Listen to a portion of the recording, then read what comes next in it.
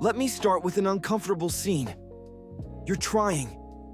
You're showing up, you're putting in effort. And yet, nothing clicks. You're not the best. You're not the chosen one. You're not the person everyone points at and says, "Yeah, that one's special." Maybe you failed. Maybe you got rejected. Maybe someone passed you by like you were invisible. And eventually, that thought creeps in. Maybe I just wasn't built for this. If that thought has ever crossed your mind, this video is for you. Because here's the thing most people don't understand. The story of the most ruthless competitor of all time doesn't start with talent. It starts with rejection, and not the motivational kind. The kind that messes with your identity. My name is Mr. Green, and I spend way too much time thinking about how legends are actually built from zero. If you've ever felt underestimated, rejected, or slow compared to everyone else, make sure you subscribe and like this video if it helps. Now let me say something that's going to bother a lot of people right away. Jordan was not born as Jordan. And once you really understand that, the whole story changes.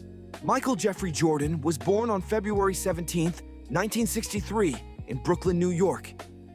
No spotlight, no special treatment, no prophecy. His father worked hard. His mother was strict. Structure, discipline, expectations. When the family moved to Wilmington, North Carolina, Jordan wasn't exceptional.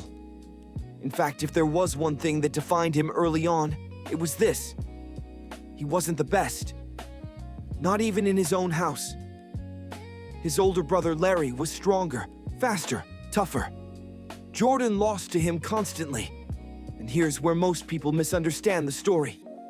They think that broke him. It didn't. It planted something dangerous.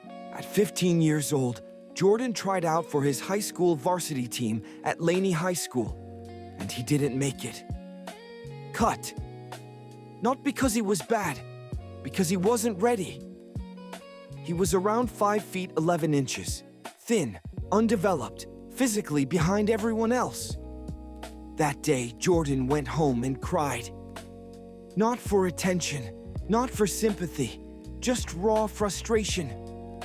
Now here's where it gets interesting. Most people use rejection as proof they should quit. Jordan used it as proof that something had to change.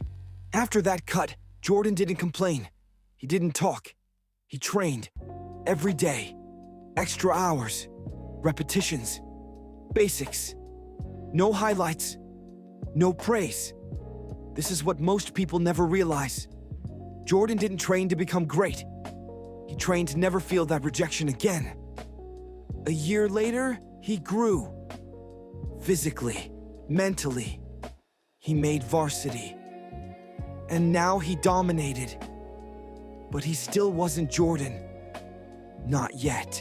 In 1981, Jordan entered the University of North Carolina. And here's another myth people love. Jordan was unstoppable from day one. No. He was good. Very good. But not inevitable. He played within a system. He depended on structure, teammates, coaching. Yes, he hit the championship-winning shot in 1982.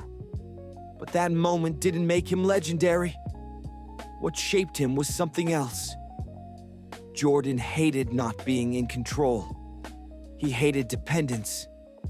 That discomfort started reshaping how he thought. Jordan entered the NBA in 1984, drafted by the Chicago Bulls. A losing franchise. No culture.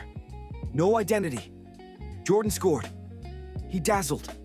He broke records. And he lost. Over and over. Especially against one wall. The Detroit Pistons. Now here's the uncomfortable question.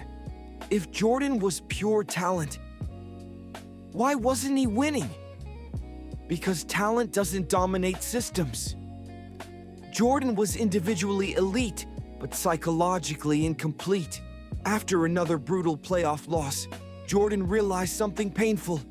He couldn't win alone. And instead of blaming teammates, he rebuilt himself. He added muscle, changed his body, changed his training. But more importantly, he changed how he processed pain. Failure became data. Loss became instruction. This wasn't motivation. It was psychological engineering. From 1991 onward, Jordan wasn't playing to prove talent. He was playing to dominate minds. He remembered slights, invented insults, manufactured rage. Why? Because he learned something crucial. Emotion is fuel. 6 championships, global icon, cultural dominance. And yet, he never trained like he was enough. Not once. Now you might be thinking, okay, but Jordan was still special. Yes, but not at the beginning. He became special because he chose discomfort every single day when no one was watching. This is what most people don't realize. Greatness doesn't arrive like lightning. It's built like scar tissue. Slow, painful, permanent. If you feel behind right now, if you feel unseen, if you've been rejected, good. You're exactly where real stories start. You don't need perfect talent. You need imperfect consistency over time. Because monsters aren't born, they're built. And now the real question is, what are you going to do with the rejection you've been carrying? If this helped, subscribe. Share it with someone who needs to hear it. No one owes you greatness, but you owe yourself an honest attempt.